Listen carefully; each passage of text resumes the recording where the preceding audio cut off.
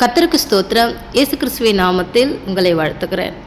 படைத்தவர் நம்முடைய எல்லா ஜெபங்களுக்கும் அவர் பதில் அளிக்கிறார். அது மாத்திரம் அல்ல, நமக்கு விரோதமான சத்ருக்கள் யாவரையும் நமக்கு சமாதானமாகும்படி செய்வார், நண்பர்களாக்குவார். அன்பானவர்களே, இன்னைக்கு உங்கள் முன்னாடி ஒரு கேள்வியை நான் வைக்கிறேன். உங்களுக்கு விரோதமாக யாராவது செயல்பட்டாங்க, உங்களை காயப்படுத்துகிறாங்க அப்படின்னா அவங்க நண்பர்களாக மாற முடியுமா? அப்படின்னா மனுஷருடைய இருதயத்தில் சிந்தையில் சொல்லலாம், கண்டிப்பாக முடியவே முடியாது. என்னை எவ்வளோ கேவலமாக கீழ்த்தரமாக பேசியிருக்கிறாங்க, என்னை எவ்வளோ அவமானப்படுத்தியிருக்கிறாங்க, அவங்க கூடலாம் நான் நண்பராக இருக்க முடியுமா, அவங்க கூடலாம் நான் ஃப்ரெண்ட்ஷிப்பாக இருக்க முடியுமா அப்படின்னு சொல்லி நம்முடைய மனது நினைக்கும். அது நமக்கு முடியவே முடியாத ஒரு காரியமாக இருக்கும். ஆனால் ஒரு நிமிஷம் நம்ம கையை நம்முடைய இருதயத்துக்கு நேராக வச்சு நம்ம யோசித்தோம் அப்படின்னா தேவனுடைய வார்த்தை என்ன சொல்லுகிறது? இதுக்கு சாத்தியமா? அப்படின்னா நம்மை மன்னித்தது போல மற்றவர்களையும் நாம் மன்னிக்க வேண்டும்.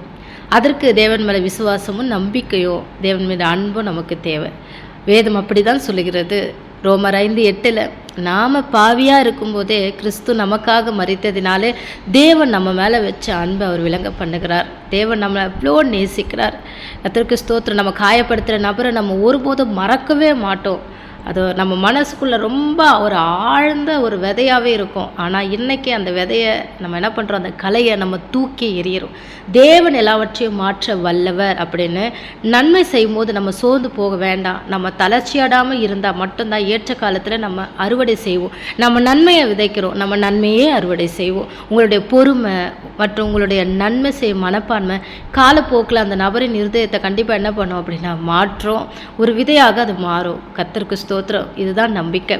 உங்கள் விசுவாசத்தை எந்த நேரத்தில் நீங்கள் கைவிடாதீங்க. நான் இவ்வளோ நன்மை செஞ்சு கூட எனக்கு வாழ்க்கையில் நன்மை இல்லையே நீங்கள் நினைக்காதீங்க. ஒரு மனுஷருடைய வழி கர்த்தருக்கு பிரியமாக இருந்தால் அவருடைய பகைவர்கள் கூட என்ன பண்ணுவார் அவருன்னா சமாதானமாகும்படி செய்வார். எவ்வளோ பெரிய வாக்கு தத்துவம். நீங்கள் தேவனுக்கு பிரியமாக நடக்கும்போது அவரே முன்னின்று உங்கள் சத்துருக்களை நண்பர்களாக அவர் மாற்றுவார். நீங்கள் முழுமையாக விசுவாசிங்க. இன்னைக்கு இந்த நாளில் இருந்து உங்களை காயப்படுத்தினவங்களை என்ன பண்ணுங்க, மறந்துடுங்க. அவங்க செய்த காரியங்களை மறந்துடுங்க. அவர்களுக்கு நேசிங்க. அவர்களுக்காக நீங்கள் ஜெபம் பண்ணுங்க. மாறாக தேவனுடைய வார்த்தையை நினைங்க. அவர் மேலே அன்பு காட்டுங்க. அவர்களை அவர் மாற்றுவார்னு நம்புங்க. அந்த காரியத்தை தேவனே செய்வார். அப்போவே நீங்கள் பார்ப்பீங்க, நீங்கள் ஆச்சரியப்படும்படி உங்களுடைய எல்லா சத்ருவும் உங்களுக்கு சமாதானமாகும்படி உங்களிடத்தில் வந்து சமாதானமாகும்படி கர்த்தர் செய்வார். கர்த்தர் தாமே உங்களை ஆசீர்வதிப்பாராக. ஆமென்.